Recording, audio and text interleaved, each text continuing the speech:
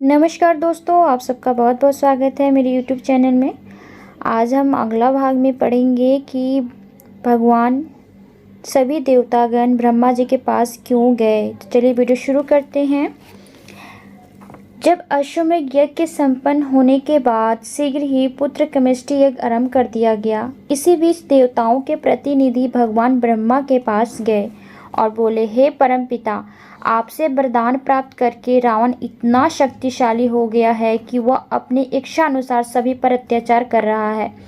हम लोग भी दुष्ट रावण को वश में करने में असमर्थ हैं और इसीलिए हम आपसे विनती करते हैं कि दुष्ट रावण का नाश करने का कोई मार्ग बताएं।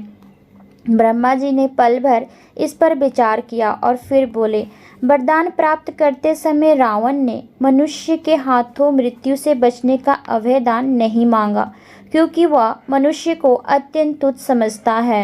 ब्रह्मा जी अभी इस मामले पर गंभीरतापूर्वक विचार कर ही रहे थे कि तभी अचानक भगवान विष्णु अपने वाहन गरुड़ पर सवार होकर वहां पहुंच गए।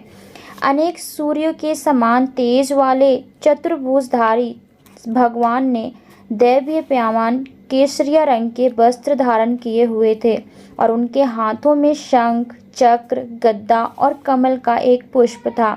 देवताओं ने अत्यंत भक्ति और श्रद्धा के साथ भगवान विष्णु की आराधना की और फिर वह बोले, हे ब्रह्मांड के स्वामी, हमारी रक्षा के लिए दया करके आप स्वयं को 4 में विभक्त करें। इस प्रकार महाराज दशरथ के 4 पुत्र बन जाएं और फिर रावण का संहार करें। भगवान विष्णु बोले, अब आपको चिंता करने की कोई आवश्यकता नहीं है। मैं महाराज दशरथ के पुत्रों के रूप में अवतार लूँगा और आपके शत्रु राक्षस राज रावण का संहार करने के बाद 11,000 वर्ष तक धरती पर शासन करूँगा।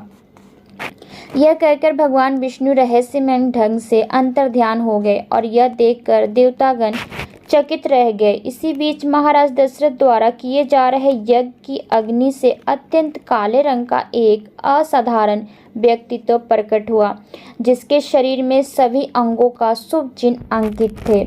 यह व्यक्ति असीमित शक्तियों वाला जान पड़ता था और आध्यात्मिक आभूषणों से सुसज्जित था और उसने अपने हाथों में सोने का एक बर्तन पकड़ रखा था जिसमें खीर थी। इस दिव्य पुरुष ने महाराज दशरथ को संबोधित करके कहा, मैं भगवान विष्णु का दूत हूँ। प्रार्थना की मुद्रा में दोनों हाथ जोड़कर महाराज दशरथ बोले, हे विष्णु दूत, कृपया कर आदेश दें, मैं क्या सेवा कर सकता हूँ। भगवान विष्णु के सेवक ने कहा, आपके दोनों यज्ञों की सफलता के उपहार स्वरूप खीर का यह पात्र आपके लिए है। इसके 3 हिस्से अपनी तीनों पत्नियों को दें। उनसे आपको 4 पुत्र रत्न प्राप्त होंगे जो अनंत काल तक आपके यश को बढ़ाते रहेंगे। उम्मीद करती हूँ वीडियो पसंद आया होगा। चलिए मिलते हैं अगले भाग में, तब तक के लिए धन्यवाद।